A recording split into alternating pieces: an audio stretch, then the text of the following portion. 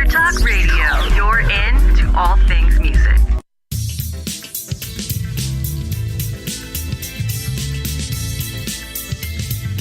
May the best brand win with Scott Robertson's Music Biz Marketing Strategies. Now, here's your host, Scott Robertson.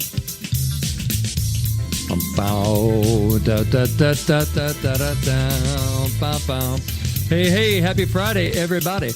You are super smart and tuned to May the Best Brand Win on Intertalk Radio, the undisputed leader in music biz talk. I am Scott, your host, and a man who is ready to trick or treat even though his kids are in high school and college. I have no shame. I have no fear. Also, trick or treating, I did want to mention, is known by my dog as a really long night walk with a lot of stops and potentially other dogs in the way. But she loves trick or treating because, kids go out, but to her, it's just a big long walk. Just a big, long, kind of like hour and a half long walk. Loving it. With me in the booth is a man who loves to trick or treat in his own right down at the booth in Intertalk Radio, and it's Paul B. How's it going, Paul? Pretty good. I like long walks with lots of stops too. I'm just a dog at heart. Exactly. Trick or treating. You never outgrow it, really. When a lot of people could say, trade shows are like modern day adults trick or treating because you have the bag. You're going booth to booth. You get a T-shirt. You get a stress ball. You get some candy. Sometimes literally candy. Hey kid, want some candy? Trade shows and trick or treating. That'll be the subject of the next show. Trade shows and trick or treating. Are they the same? Are they the same thing? That's interesting. Yeah, it's kind of is trick or treating for adults. It is. We never really grow up. Well, people, we are here at the show, and if you ever want to reach me, just to send me a note and say how much you enjoyed an episode or how crazy you think my opinions are about an episode. I always enjoy those too, by the way. You can always reach me at scott@robertsoncom.com, 2 M's like communication.com, or on Twitter at robertsoncom, that's there, or facebook.com/robertsoncom. See, there you go. That's how you know. That's how to find me. And I always appreciate hearing from folks. Sometimes people have questions that they want to ask about a particular topic or a particular episode. And I always like to accommodate those. That's how we get smarter as a profession, as a society, really. And this show is all about society. This is episode 71 of May the Best Brand Win. And I call this one Incite-ful Media. And Incite is going to be spelled Incite, Incite-ful Media. Because according to recent polls, more than 80% of Americans get their news primarily from social media sites these days, which is great. And it's sort of that really pathological need for likes and clicks that is really changing. It's really fundamentally changing the fabric of journalism today. So we're going to explore that today. We're going to explore, when exactly did journalism, sort of abandon its primary objective to, quote unquote, inform and instead choose to incite. And also, in case you're wondering, you're like, hey, this is a marketing show. Why are you talking about journalism? Because journalism and trust in the media is directly relevant to almost every type of media that we consume. And then on the other side of marketing, that we try to choose to put our message alongside, whether it be advertising, whether it be public relations, whether it be anything. So journalism is extremely important to marketing and communications. For all you digital marketers out there, journalism came first before marketing, actually. Unless you include unless you're talking about the world's oldest profession, and then that's been going on for a good long time. But we're gonna talk about do media outlets today, do they curate content? Do they gather content specifically to make people angry or to evoke a more emotional response? Is that the game today? And if so, why? And if so, does it work? We're going to dig into all that fun stuff and more. You're on a great episode of the show. We expect this episode to win the Nobel Peace Prize. I mean, just that's been the talk. It's honestly, there's been rumors that this could possibly be the most important radio broadcast in the history of broadcasting. So it's going to be great. You're on the right one, in other words. So let's dig into it. So, journalism, I am a journalism major from the University of Missouri School of Journalism, widely regarded as one of the best, if not the best school of journalism in the world. And they tell you that if you're at Mizzou, they tell you that about once a week. So you come out of there believing it because it's like it's on the toilet paper. You're like rolling it out and it says the best school of journalism in the world, and you have to get the whole thing. So you get anyway, you know what I'm saying? So journalism. How did it go wrong? How did it all go wrong? In the 1920s, modern journalism, or sort of what we know as modern journalism, was really just taking shape. And there's two folks that you need to know about who have been dead for a good long time, just so you know. But one guy's name's Walter Lippmann, and the other guy is a philosopher named John Dewey. And they had several debates that are chronicled in early newspapers, about the role of journalism in a democracy. And what's important about them, and of course I learned them at Mizzou, and any journalism student worth their salt knows these folks, but they had very different philosophies. And those philosophies still characterize the same debate about journalism today in society. And it's going to be pretty important to have this background. But one point that I want to make from the beginning is that it's not like journalism just happened and everyone agreed all of a sudden and said, journalism's great and everybody does it the same way and let's all just agree that that's what it is. There were arguments about the fundamental role of journalism in society from the very beginning of modern journalism. So just to kind of do it quickly, Lippmann was basically the guy who felt like journalism should serve as an intermediary to sort of filter the news. Journalists would serve as an intermediary, sort of record information, distill it, sort of pass it on for public consumption. He's really the guy that is talking about journalism's responsibility to inform, right? Now, Dewey believed that the public was basically not only capable of understanding the issues, but it needed more of a public forum, and decisions should be made after discussion and debate. So he believed that when the issues were thoroughly vetted, the best ideas would bubble to the surface. And he is the guy behind the concept of community journalism and the idea that journalists should do more than just pass on information, not just inform, but they should weigh the consequences of policies being enacted. They should sort of serve as that filter, and they should sort of render an intelligent opinion to sort of guide society. So you've got these two schools, right? You've got one school that says journalism should inform. There shouldn't be any bias. When I was at Mizzou, people used to circle my assignments in the journalism school and write the word bias across it. When I would write a news story and and the editor felt like it demonstrated bias, it would be circled and the word bias would be written across it. And they would say, you need to learn how to write in a much more neutral way and remove your bias. In other words, and I was taught this very, very clearly, that no one reading your stuff should be able to determine what your personal opinion is about a story. So that's very much, more of the Lippmann school of things. The Dewey side of things is really sort of winning today. And that's where journalists declare their bias all over the damn place. You ever do research on, you may not do this, but PR people like myself, we do research on journalists. And today, almost every journalist has a Twitter feed. And on that Twitter feed, they like things and they post things and they say things and they do things. And from all of those things, you can determine how they lean, especially politically. For example, I recently had an assignment where I had to go and profile some members or some writers for the Hollywood Reporter. I can tell you definitively that those people hate Donald Trump. They hate Republicans. They hate anything having to do with conservatism. They hate all of those things. And they are, they live in California and they are wildly liberal. And I mean, like, declare it, shout it from the freaking rooftops, liberal. So that's interesting, right? In our, from my training as a journalist, which is that you're not supposed to declare your bias in any way, to people who declare their bias so incredibly loudly that you can't help but just be bludgeoned over the skull with it. It's interesting. It's nothing more. It's very interesting. But my first point, I guess I want to make is that, journalism, we never really agreed on what it was as a society.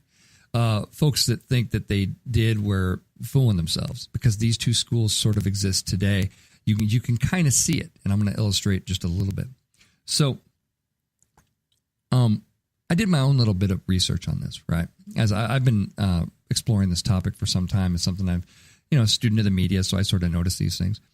But you can look at this, especially the social feeds of news outlets, and you can tell that they curate content. They put content together based on keywords. For Fox News, I see stories about anything about the GOP, anything about race or religion, especially attacks on Christianity by other groups, goes to the front of the pile. Anything about liberty or freedom, or like a school that doesn't want to do the Pledge of Allegiance, or the NFL players that don't want to stand for the national anthem, that stuff is like grade A foaming news for Fox News. Really anything that and you see these patterns.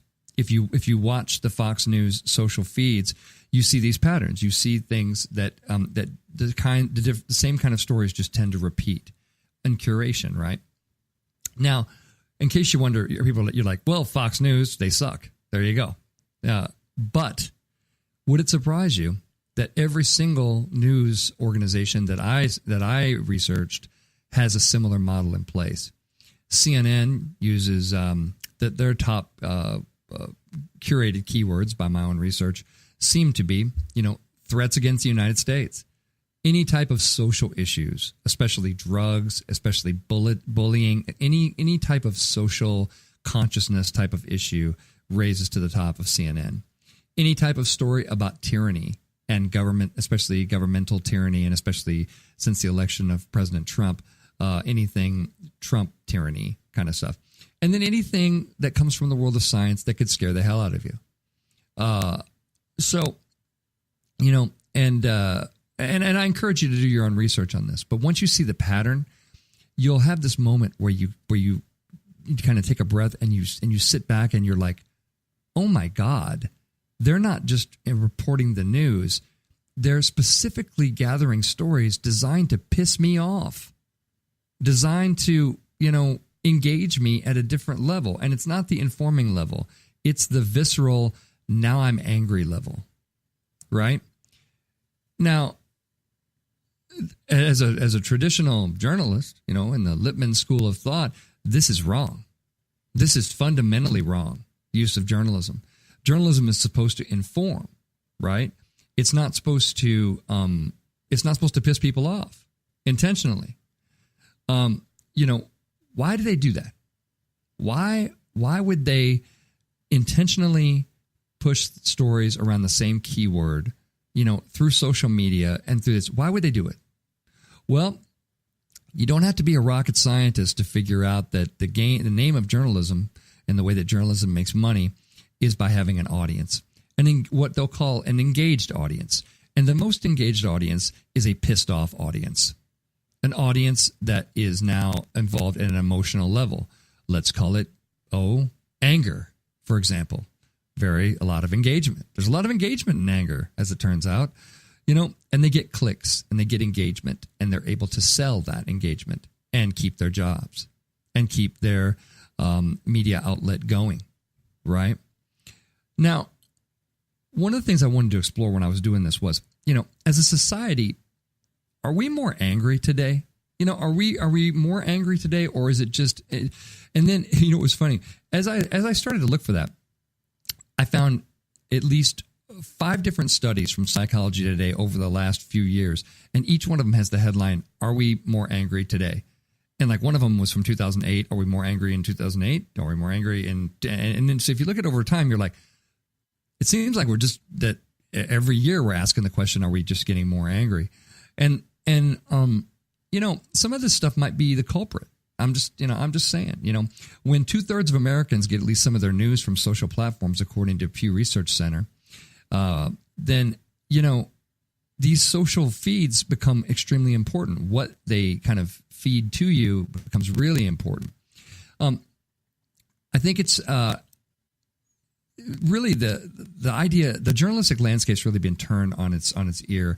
I've heard folks say that news, instead of following news organizations, news tends to follow consumers today. It's everywhere. It's sort of everywhere and nowhere. And I think it's really important to know that really at the same time that the terms like fake news and things like that are jumping to the forefront, are the same times that really the news business is being turned on its ear by the entrance of technology companies into the platform. And there's one element of technology that we need to really consider on this. Don't forget that everything you see in your social feed is an algorithm, right? It's a mathematical equation based on what you have behaved in the past.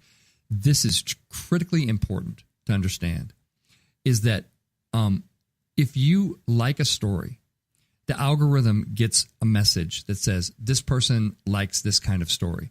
Keep sending them these kind of stories. Keep sending them this. Keep sending them this. Keep sending them these kind of things. So then I did a little bit of research because I was doing all my research off my own, Facebook profiles and those kind of things. I said, I wonder what it looks like if I look at someone else's.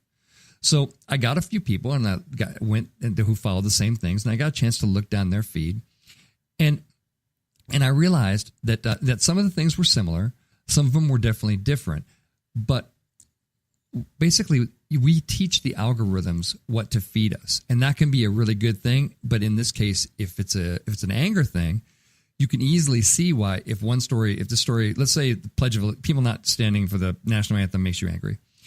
Well, then you teach the algorithm that, okay, this person's really interested in people not standing up for the national anthem. So let's give them every bit of news about that. And then you just get angrier and angrier and angrier. So I want to throw this out there. As a society, do you think it's possible for us to see these stories and not react to them? What would happen to the algorithms if we just didn't react? If we just made a different choice? If we just made a different choice not to get pissed off, not to get engaged, not to get those kind of things, and we just said, whatever. What does the algorithm look like after that?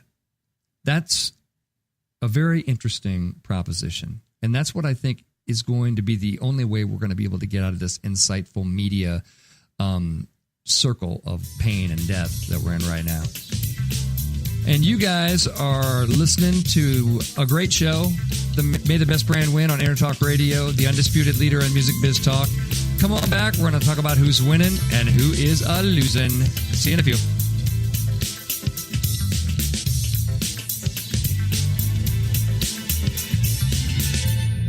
Are you serious about your music? Are you ready to run with the big dogs? The experts at Pitbull Audio have the gear to get you into the game. From leading manufacturers like Mesa Boogie, Fender, Pioneer, and American Audio. To sound your best, you need the best. Pitbull Audio can deliver in rehearsal, on stage, and into the big time.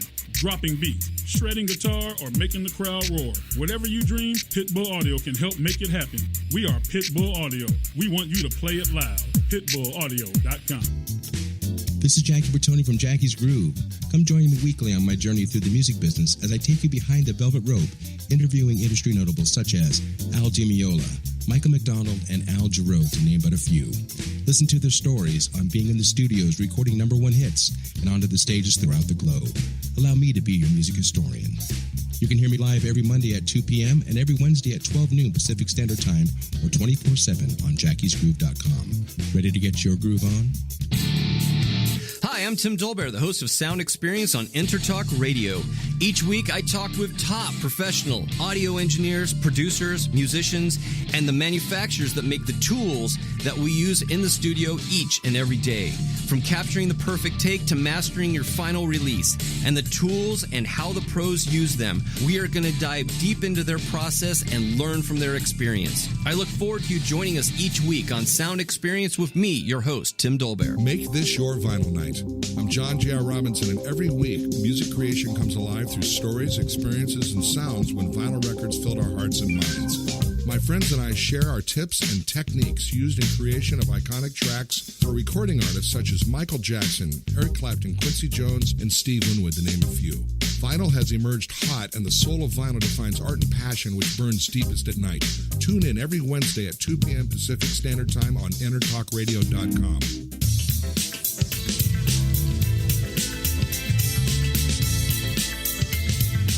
May the best brand win with Scott Robertson's Music Biz Marketing Strategies. Now, here's your host, Scott Robertson.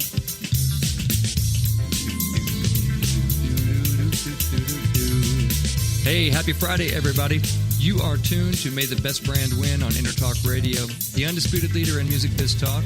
I am Scott, hanging out. We're talking about insightful, anger-inducing media today.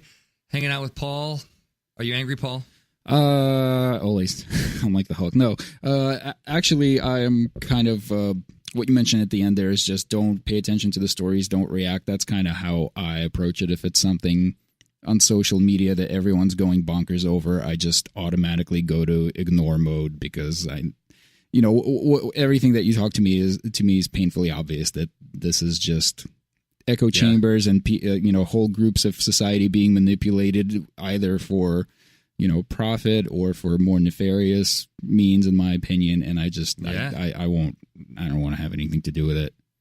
And we already covered many times on the show that Russia was very much involved, pushing buttons, setting up fake accounts, playing both sides of the issue, just trying to get people ticked off and that kind of fun stuff. So, and from what I understand, our intelligence agencies do the same thing in other countries. So it's kind of like par for the course. That's kind of the new. It's so funny. Like, there's all these tools now that, like, if you go back to like the 50s, like to the old school era spies, and give them like access to like Facebook and give them a smartphone, they would just blow their tops at the amount of. I mean, this is pretty much all like spy tech that's just ubiquitous everywhere right now, and the applications of it are just limitless. It's so true. It's so true. Well, let's dig into who's winning and losing this week, folks. Saudi Arabia. There's a story in Gizmodo this week called Saudi Arabia's Robot Love is Getting Weird. And here's one for you. So Saudi Arabia has recently become the first nation to grant citizenship to a robot. The robot's name is Sophia. It is artificially intelligent. It's friends with CNBC's Andrew Ross Sorkin. And as Gizmodo reports, arguably a glimpse into the dark future that will kill us all. Saudi Arabia has really been interested in robots for a long time. And here's one. So Saudi Arabia is losing, and they're going to be the cause of all of our demise, I'm sure of it, because they are beginning a new town, city, area called Neom. Let's see if I can say it. Yeah, it's designed to dwarf Dubai both in size and lavishness. This new metropolis is going to be an international business and tourism hub with fewer rules than the rest of Saudi Arabia. The city of Neom will also have more robots than humans. We want to be the robot capital of the world or whatever with this. So none of that's good news. None of that is good news, and the fact that this Sophia has been granted citizenship should just scare the hell out of you. Honest to God, it really should. And losing. I'm putting that whole country of Saudi Arabia creating at what point are we going to have to mount an offensive and take this place down? And I'm talking about this new robot city or whatever. It's just human beings. We're not that smart, when you think about it. So I'm just gonna put that in losing. We're just gonna pocket that in losing and call that a day. Ellen DeGeneres is losing just a bit because she, in the wake of the Weinstein scandal, everybody's antennae are attuned to sexual harassment. And she decided to send a tweet to Katy Perry, and she said, "Happy birthday, Katy Perry!" And then she said, "It's time to bring out the big balloons." And then she added, and it was a picture of her staring at Katy Perry's rather large breasts.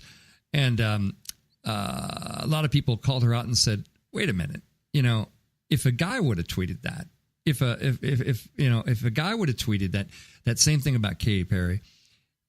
he would have been destroyed. He absolutely would have been. He would have been completely run out of town on a rail if they still do that. I don't think we even have a rail anymore. But I'm just saying, in the day, that's what that would have happened. So Ellen's been kind of battling back and saying, "Well, I didn't mean anything by it." And every dude who's ever been, busted in that thing's like, "Oh, we know, yeah, But just terrible, bad, Ellen, and losing, definitely losing.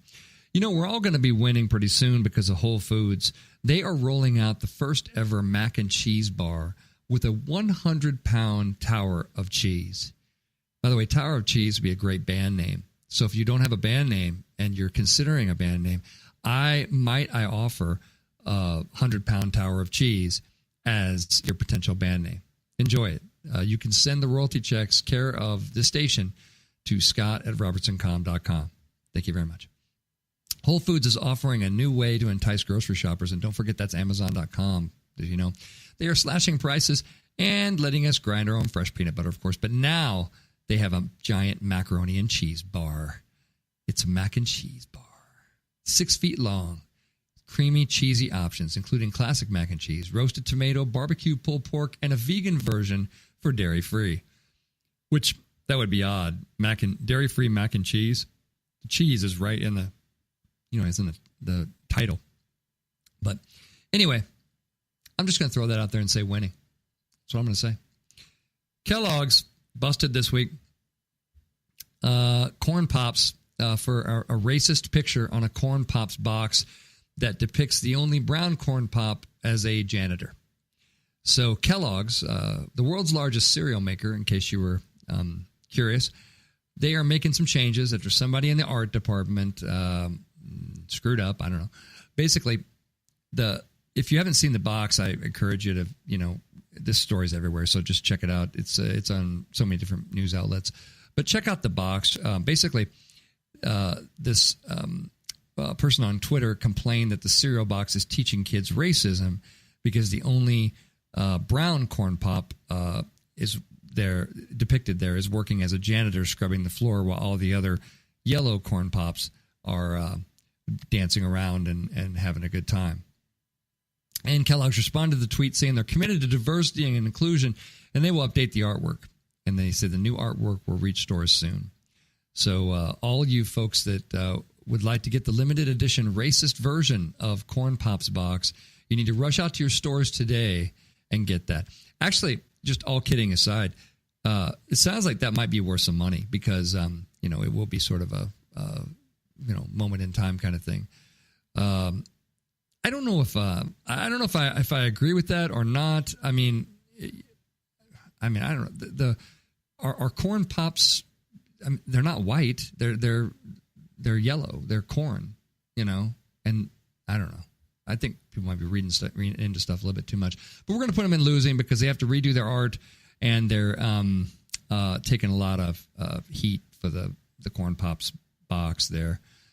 That's where we are in society, people. We have racist cereal boxes now here in the society. Here's one that's winning. It'll be winning for you if you get a chance to watch the video. There was a news outlet that recently was testing out a new spicy chip that basically it says you just have one. You have one of these chips and it's so spicy, you're not going to be able to handle it, right? And I urge you to check out this story on Deadspin. It's called News Anchor Eats Spicy Chip. If you get a chance to watch the video, and I truly, truly encourage you to do that. So the news anchors all are going to try these spicy chips, right? And they try it, and then one of them tries it. It's really hot. She drinks coffee, and then she vomits all over the floor at the news station. And of course, that it's complete carnage. It is nothing shy of complete news anchor carnage coming at you. It's quite a scene. You got to see it.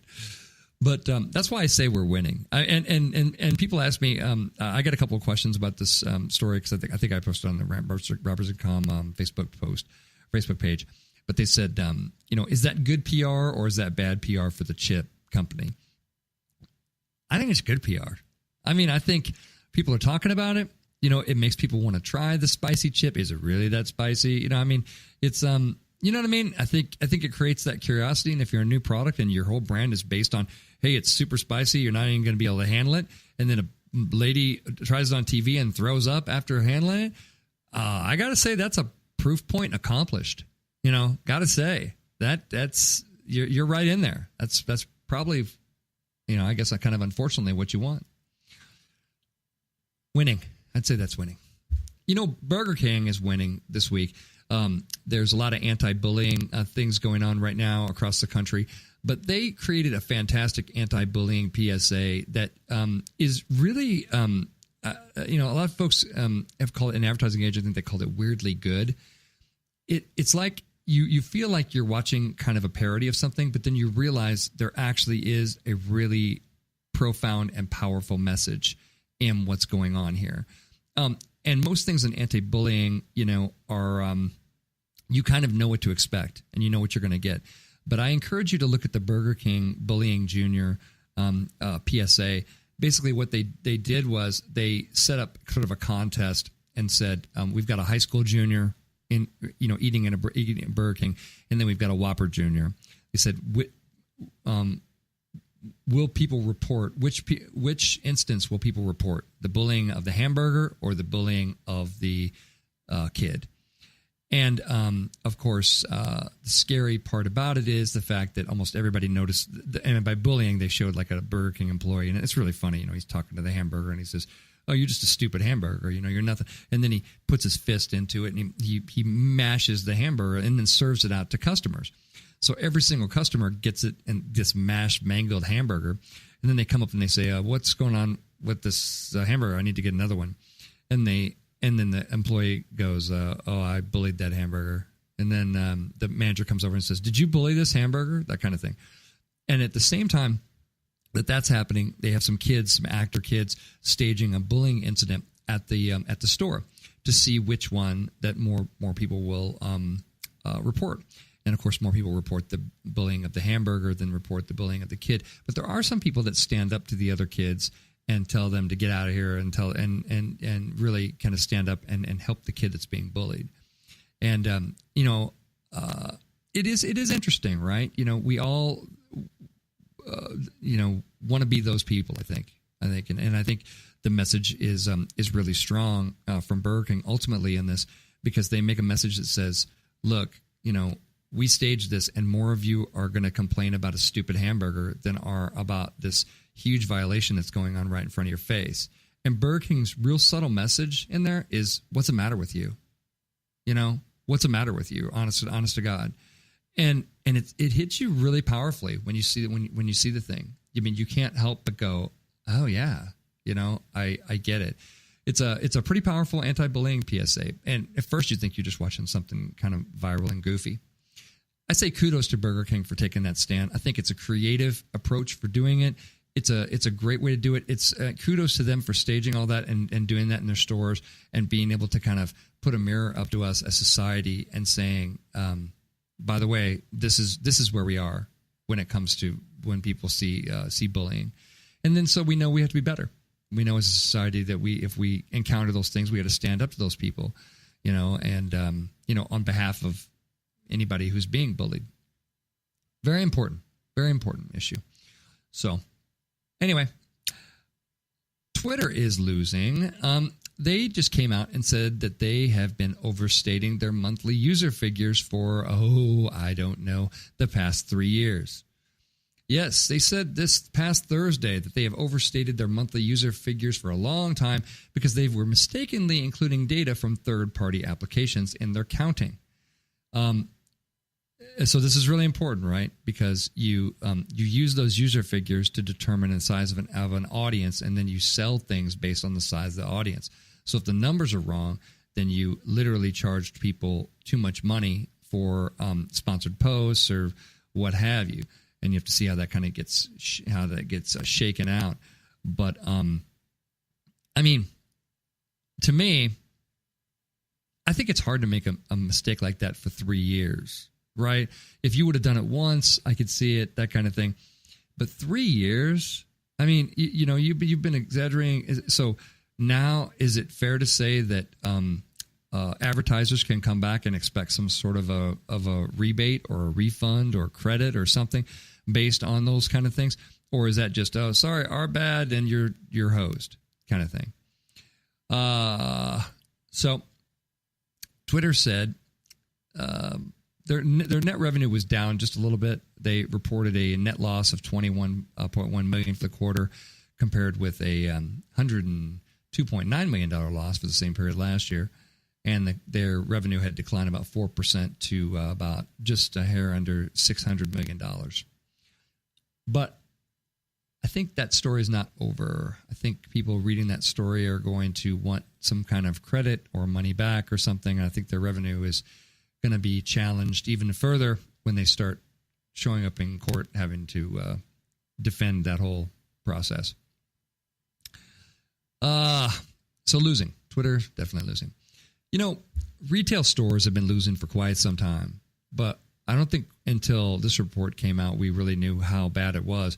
Since January 1st, retailers have announced plans to shutter more than 6,700 stores in the United States, according to the Fung Global Retail and Technology, or retail think tank.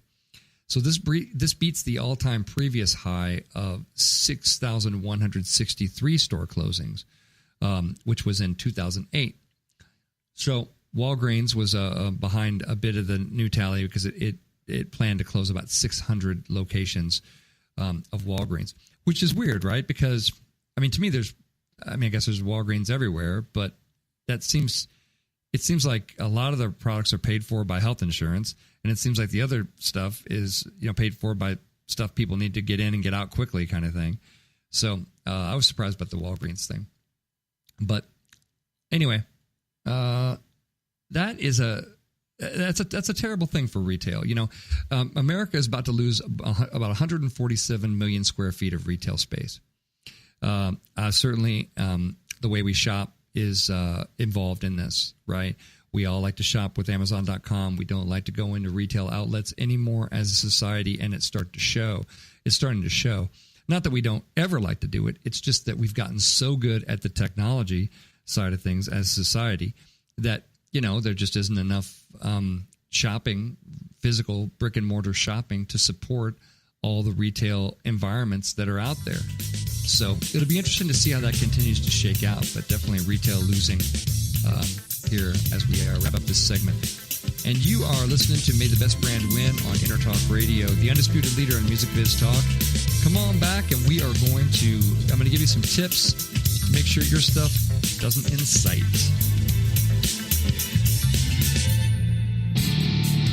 Hi, I'm Tim Dolbear, the host of Sound Experience on Intertalk Radio. Each week, I talk with top professional audio engineers, producers, musicians, and the manufacturers that make the tools that we use in the studio each and every day. From capturing the perfect take to mastering your final release, and the tools and how the pros use them, we are going to dive deep into their process and learn from their experience. I look forward to you joining us each week on Sound Experience with me, your host, Tim Dolbear. Are you serious about your music? Are you ready to run with the big dogs? The experts at Pitbull Audio have the gear to get you into the game. From leading manufacturers like Mesa Boogie, Fender, Pioneer, and American Audio. To sound your best, you need the best. Pitbull Audio can deliver in rehearsal, on stage, and into the big time. Dropping beats, shredding guitar, or making the crowd roar. Whatever you dream, Pitbull Audio can help make it happen. We are Pitbull Audio. We want you to play it loud. PitbullAudio.com. Make this your vinyl night.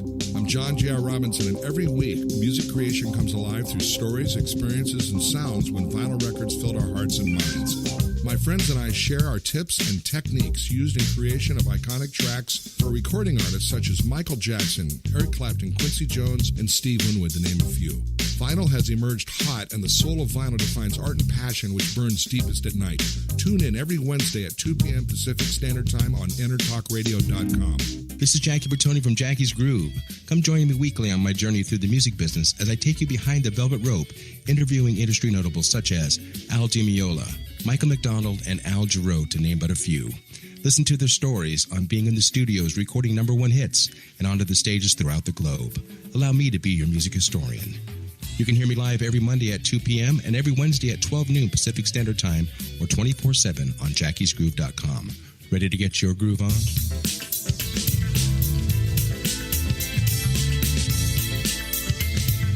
May the best brand win with Scott Robertson's Music Biz Marketing Strategies. Now, here's your host, Scott Robertson.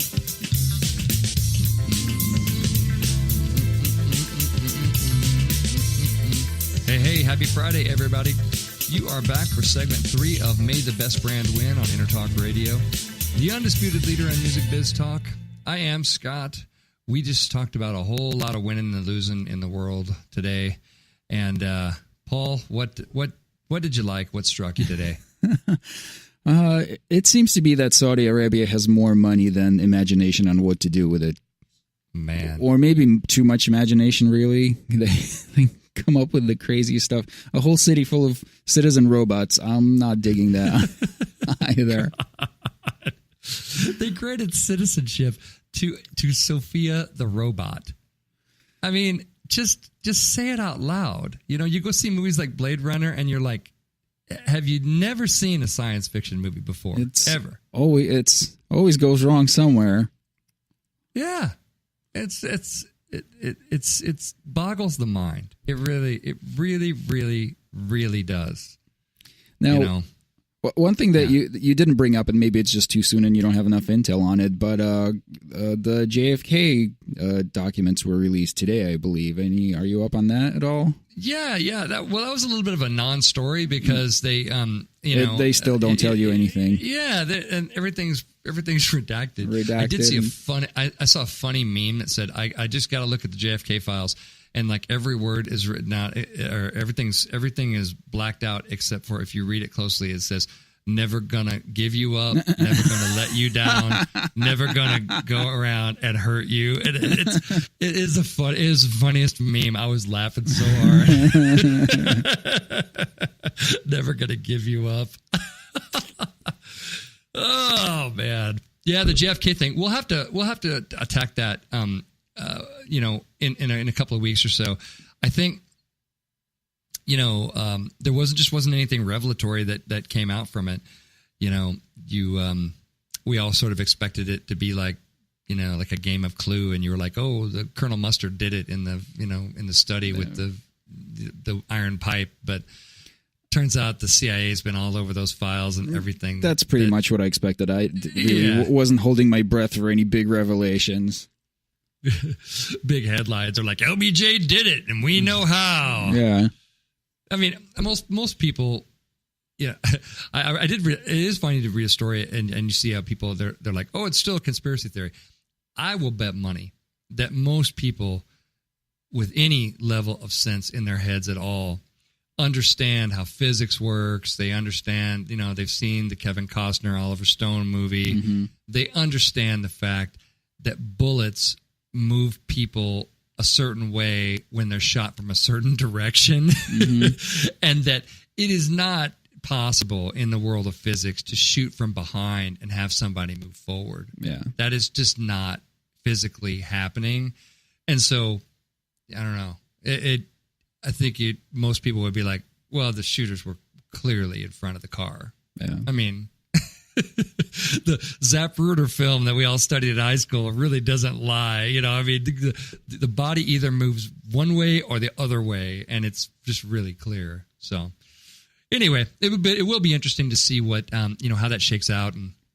And that I thought that was going to be a bigger story. I would have included in winning and losing, but I just it's going to take time to dig through all that stuff because from what I understand, it's like thousands and thousands of documents, and a lot of it is redacted. And you got like universities going over that stuff with a fine-tooth comb. So maybe they'll find something that they can extrapolate from, even if you're not getting explicitly told what happened. Wait and see, I guess. Yeah, absolutely. More to come on that. Well, good. Well, you're tuned into the big program here. We're talking about media that incites, Incite-ful media. And there's an interesting story that just came out this week from a gentleman named Roger Altman from the Chicago Tribune, also writes for the Washington Post. And he said, the American dream is dead and voters are angry. And just when I was doing research about, are we more angry today, or are we just kind of feeding ourselves this loop of algorithmic, insightful, hate-filled news that just sort of feeds on itself and gets more and more and more angry as it goes, right? This gentleman says that folks are angry. They said that the election of Donald Trump was one of the greatest presidential election upset in modern U.S. history, and it's not the last one that you're going to see, because the American dream that each generation would live better than its predecessor has really ended for a lot of our citizens. And then the data that he lists is basically half of young adults in the country will earn less over their lifetimes than their parents did. And you have rising living standards, falling living wages, all of these kinds of things, at the very least flat and probably down, creates this sort of this sort of environment of anger. It's an interesting story. I don't have time to really get into it, but check out the story, "The American Dream is Dead and Voters Are Angry," that just came out this week. It is sort of fascinating. But I always make segment 3 all about you guys, and all about, hopefully educating just a bit about kind of what we should do out there. And I think it's important, when you're writing things for the organizations you represent, and I call this tips to not incite people, and to work on, getting back to some of that Lippmann-esque kind of journalism model where we're reporting the facts. I really do think that our society could benefit from that. I think that our society could benefit from reporters that don't declare their bias quite so much, and reporters who, instead of write things for a purpose, they just write things for the purpose of covering them and informing people, and not necessarily pushing you one direction or the other. I think that's better for credibility. In my chosen profession, public relations, we are so dependent on the credibility of the news media. We have hitched ourselves to that wagon, and the more stupid things they do to destroy their credibility, the faster the PR profession, goes down the toilet with it. So it's just like we, and just so you know, the rest of the marketing profession is, when you want to talk about trust, there's so little of marketing that is trusted today that PR is like the last frontier of trust that exists between organizations and people. So if that goes, then I don't know what you got left. You certainly don't have influencer marketing, because that is getting disproven at a record pace as well, and now heavily regulated by the FTC. So anywho, but back to you and back to those tips. So these are some tips to write non-insightful stuff. First tip, when you're trying to write and be neutral and be fact-based, realize that everybody's biased and be on alert for it. I think that's one of the things that they taught us well in journalism school. They said, look, all human beings are biased. Our eyes don't see, they project what our minds sort of already believe, right? There's lots of studies that prove that. Some people will, want to argue with me and say, no, we all see the same thing. It's like, we don't see the same thing. We don't see the same world. We interpret the world differently based on our own bias. So I think you got to go in realizing that you, as a writer, as a creator of content, are going to have some bias. So be on alert for it. Declare what that is. Where are your biases? What are you predisposed to try to, prove or disprove, and those kind of things. It's just real important to know about it. Another good way to make sure that you're getting rid of bias in your stuff is have somebody else, read it specifically for bias. One of the great exercises I alluded to at the beginning of the broadcast today was that at Mizzou, when I would write a news story, I had an editor, and the editor would go through, an editor, a professor, graduate student, and they would specifically circle things and, basically kind of call out the bias. They would say, right here, you are, you're biased right here. Your writing is, revealing some bias here. So other people can see that sometimes better than we can. I think, again, because our eyes kind of project it, and we're like, yeah, of course, that's the truth. That's how I see it. That's absolutely the truth. But understand, there isn't just one truth. Everybody's going to, perceive that differently. The corn pops thing. I mean, I got to say, you're eating a box of corn pops. You got to be looking long and hard to find racism in a damn cereal box, people. I mean, I get it, but that's just, Kellogg's could have very easily just come back and said, in our defense, they're corn pops. The hell's the matter with you? Or something like that. Maybe something a little more politically sensitive. But I'm just saying, they could have easily said, these aren't people. These are puffs of corn with feet. Why are we talking about this? Why are we talking about this? So sometimes, I don't know. Like I said, we don't all see the world the same way. So make sure you're having somebody else read your stuff, read your content specifically for that thing of bias that we're trying to deal with. Number 3, and it goes without saying, double check all your data sources.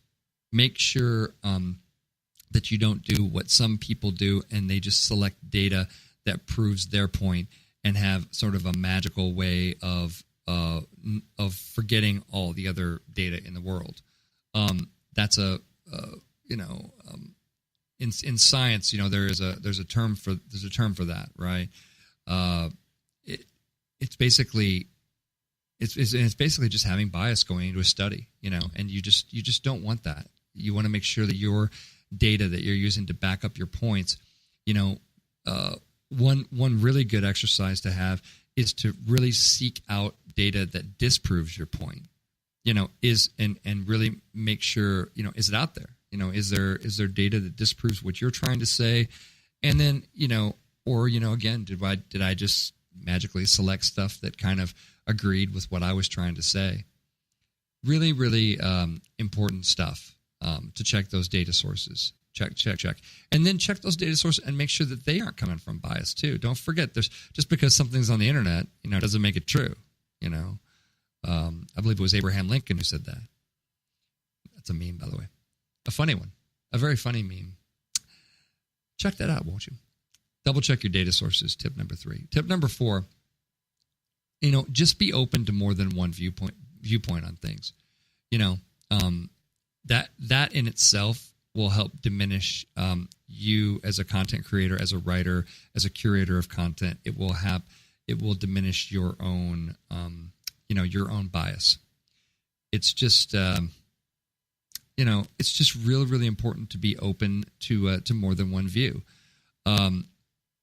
It's hard for us to do that, right? And especially when things get political, man, people just get so crazy sauce when they're talking about, when they're talking about issues that delve into politics.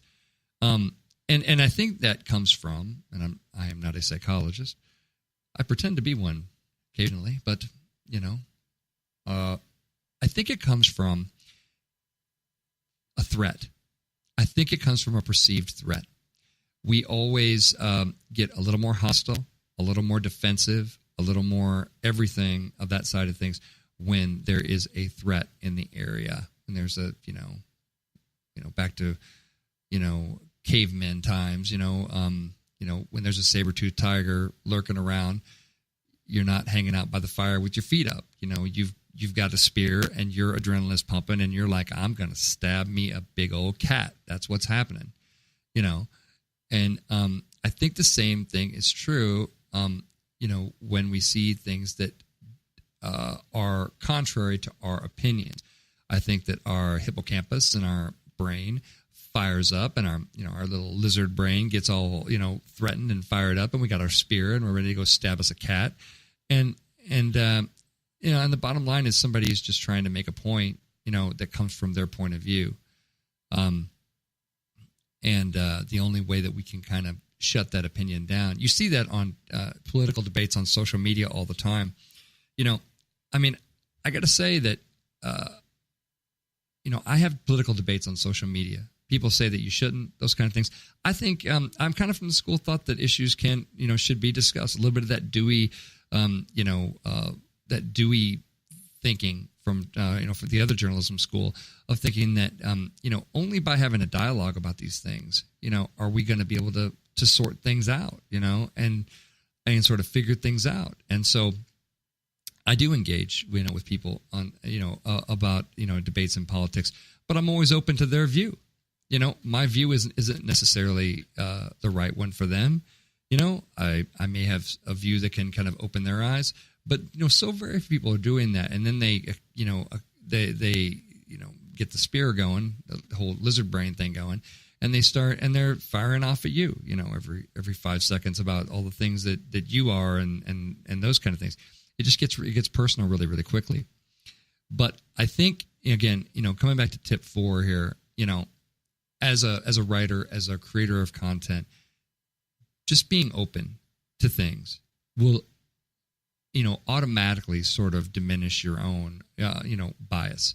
You can, and again, in step 1, and sort of tip number 1, we're sort of declaring what our bias might be. Okay, well, great. I have a bias for this, that kind of thing. Well, that's fine. But that doesn't mean that, for everybody, that's going to be the solution, that's going to be the one thing that they're looking at. I think those are some good tips not to incite.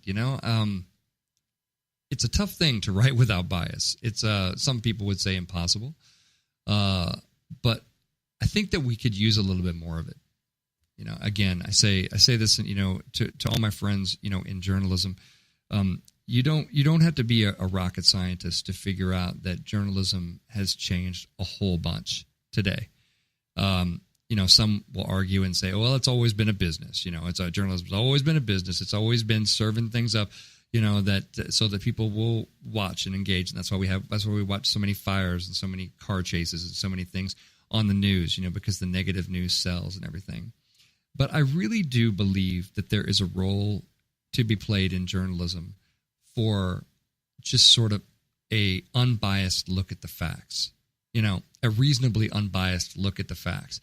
Stories that don't set out to prove that President Trump is an idiot, and stories that don't set out to prove that, everybody who's ever been a liberal is going to be the demise of our society.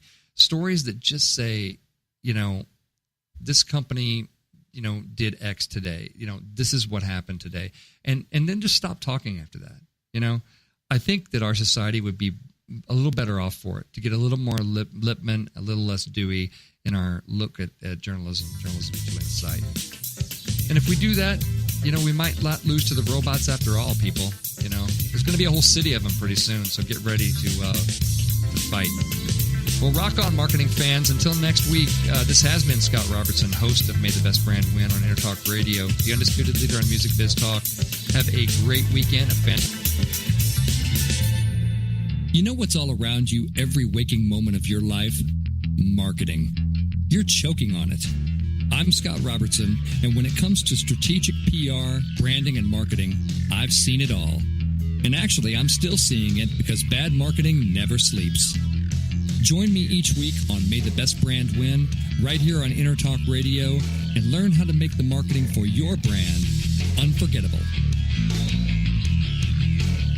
Hi, this is Tim Dolbear from Eclectica Studios. I'm a full-time mixing and recording engineer. I work with Grammy winners, labels, and indie artists, using state-of-the-art digital mixing and restoration tools and the very best in analog gear. Really, though, it's my ability to bring tracks to life and fulfill your vision for your music. This has made me sought after by producers and artists worldwide. So spend your time working on music and not chasing a mix down a rabbit hole. Go to timdolbear.com and check out our free one-song mix offer. Are you serious about your music? Are you ready to run with the big dogs? The experts at Pitbull Audio have the gear to get you into the game. From leading manufacturers like Mesa Boogie, Fender, Pioneer, and American Audio. To sound your best, you need the best. Pitbull Audio can deliver in rehearsal, on stage, and into the big time. Dropping beats, shredding guitar, or making the crowd roar. Whatever you dream, Pitbull Audio can help make it happen. We are Pitbull Audio. We want you to play it loud. PitbullAudio.com. This is Jackie Bertoni from Jackie's Groove. Come join me weekly on my journey through the music business as I take you behind the velvet rope, interviewing industry notables such as Al DiMeola, Michael McDonald, and Al Jarreau, to name but a few. Listen to their stories on being in the studios recording #1 hits and onto the stages throughout the globe. Allow me to be your music historian. You can hear me live every Monday at 2 p.m. and every Wednesday at 12 noon Pacific Standard Time or 24/7 on jackiesgroove.com. Ready to get your groove on?